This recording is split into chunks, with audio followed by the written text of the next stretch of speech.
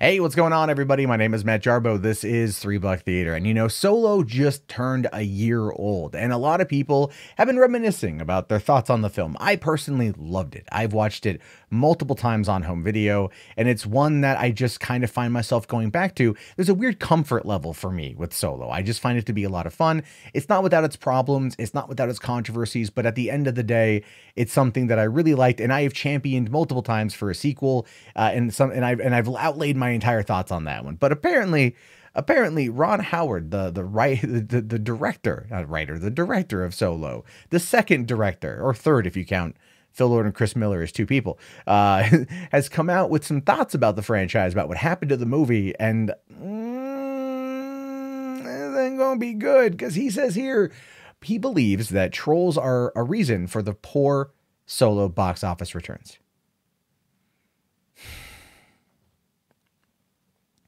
No. Look, okay, we'll talk about that. But here's what he says when he was talking about the film and its response to the Happy Sad podcast, or Happy Sad Confused podcast. He says here, "I feel very good about the way it turned out. I love the way it played to audiences, which I witnessed and was a part of.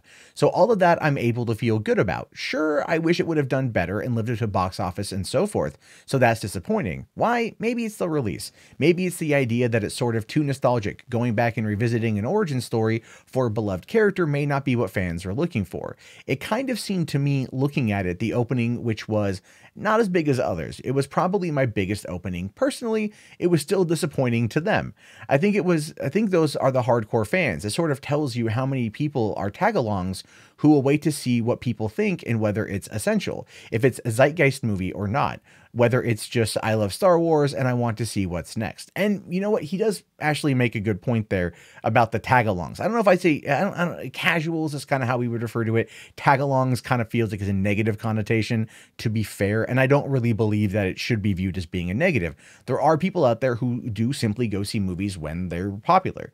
When other people have said, "Hey, have you seen this movie?" Word of mouth goes a long way. In fact, to kind of compare it to video games as a quick offshoot, the ESRB released a report that said that video game review websites, people who literally type out video game reviews, only equate for 3% of total game sales in a $100+ billion marketplace. 3%, whereas people like me, who are what you would call influencers, is the term I don't like, we equate for around roughly 11%. Now, those figures are a couple years old, and I'll love to see them updated, but all things considered, word of mouth from people that you trust will go further when it comes to putting out, getting people into to see the films, getting butts in seats. And another thing too, is the fact that, for one, a lot of people, I think at first didn't want to see a Solo prequel. I did, but I'm weird like that. So I think that might've kept some people away, as in, what's the point? This isn't an episode. It's not tying into a grander narrative. Like Rogue One tied directly into A New Hope. You knew where it was going to go, but you still wanted to see it. And Last Jedi obviously ended up being its thing. So there's that. Like, those were all valid criticisms. But I think it was the release date. It was Memorial Day. That's been traditionally bad for years. The year before it was Pirates of the Caribbean, Dead Men Tell No Tales, and that was a pretty low opening. We had Aladdin but he did roughly Solo numbers. And the problem with Solo, and I've said this before, Deadpool 2 opened the week before, and so Solo lost out on that $100 million opening weekend, predominantly because of Deadpool 2's $44 million take-home. And I'm not kidding you when I say that. I legitimately believe that is what happened. It would have cracked $100 million if Deadpool didn't come out the immediate week before it. This is the problem when these studios sandwich films together, and that is a big issue. But when he talks about, let's say, the trolls and everything else, this is where he goes. He says, "So whatever millions Solo made worldwide, those were the core fans, but it didn't hit that zeitgeist point for whatever reason. Timing, young Solo, pushback from the previous movie, which I kept hearing was maybe something." Maybe. Okay. Oh, okay. That's a bit of a deflection there. Your deflector shields are up, sir. I get that. And some trolling, definitely some trolling, some actual aggressive. It was pretty interesting. Not so much a bit in the Twitter feed, yes, but it was specifically noticeable prior to the release of the film. And yeah, there was a fair amount of that that happened. There was a fair amount of people out there that decided to criticize the movie because a lot of people were very upset with The Last Jedi. They didn't like it. And Solo suffered, and this is again my opinion, Solo suffered predominantly for being close to that. And, you know, there was still a lot of backlash. Rian Johnson was still attacking the fans.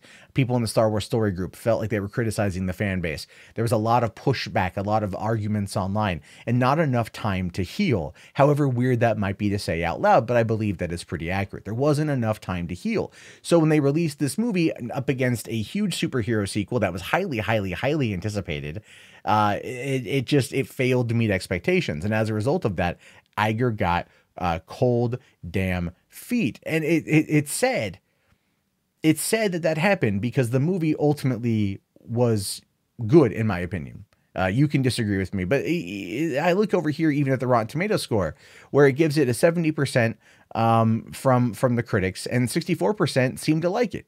Now, you could take this for what you will, because there was a lot of negative audience score hits that came in from this film around the time last year. It was getting pretty swamped with negative reviews on Rotten Tomatoes, and a lot of it was from anti-Star Wars fans or people who met at The Last Jedi or just people who hated Disney. There was a lot of that going on about a year ago, but it still pulled in 64%. However much of that you want to believe is accurate, I don't know. There's people out there that have tried making every wild claim under the sun, but this is the metric we have to go with. And Rotten Tomatoes did go in and try to determine which ones were spam and get rid of that. And again, they've lost their credibility as of late in regards to how they're handling things. So take it with an absolute grain of salt. But I want to put it up against Ghostbusters 2016 because this one, and the reason why I bring it up is because I feel like when comparing a movie nobody really asked for, and how it was put out there, the critics really liked it. I don't know why this is considered fresh when this one isn't. Whatever, man. But you know, you could tell that the audience score really didn't care for it. The audience didn't enjoy that movie, but that still heralded as being, you know, a massive failure for Sony. And they also come out and basically blamed the trolls. And I would argue with Ghostbuster, there's a far better reason for them to blame the trolls. I don't agree with it because predominantly there was a lot of bad going into that film. But with Solo, it kind of felt like it was just a victim of circumstance, right? It was a victim of circumstance is what happened with that. And that's the reason why I wanted to bring up Ghostbusters, was because people also argued that. When Ghostbusters, you had the studio, the director, the actors coming out attacking the fan base. When it came to Solo, no one involved in the project was attacking the fan base. No one involved at all. They were just trying to make a movie. The biggest problem was leadership through Lucasfilm and Kathleen Kennedy, the firing of Phil Lord and Chris Miller, the being close proximity to The Last Jedi, and the massive backlash to The Last Jedi. That was basically about it. And I do argue that if Solo had been released in December, it would have done a lot better. It wouldn't have been viewed as the failure that it ultimately is regarded. And I think we would have already been talking about Solo 2 in the future of the franchise. Now, as a quick side point, some people might have argued that, well, with everything else that had come out in the Christmas time, would it have been going up against Aquaman, and would it have lost to Aquaman? Well, the reality of the situation is this. If Disney would have placed Solo in a December release date, Aquaman would not have come out in December. There's just no reason for it. Even Mary Poppins would have been probably bumped up earlier to like November or something. Into the Spider-Verse would have definitely come out, but that movie, even though it went on to go and win the Academy Award for Best Animated Picture, barely made any splash in the box office season, which made no sense to me because that movie was absolutely freaking phenomenal. So yeah, I think it was the timing. There's a lot of aspects there, but Ron Howard blaming the trolls for it failing is not accurate. There's so many more factors that went into it, but you could tell from that one line there where he had said that there was, like, you know, some of it in my Twitter feed, and there was some backlash to the last movie. I don't know, maybe either he's being ignorant on purpose, or he legitimately wasn't paying attention because he was finishing up his movie, which is a valid argument to make as well. So, you know, he just may have been shielded from the whole thing and just not known, which would be very fascinating if that was the actual case. Anyway, I leave it to you, your thoughts,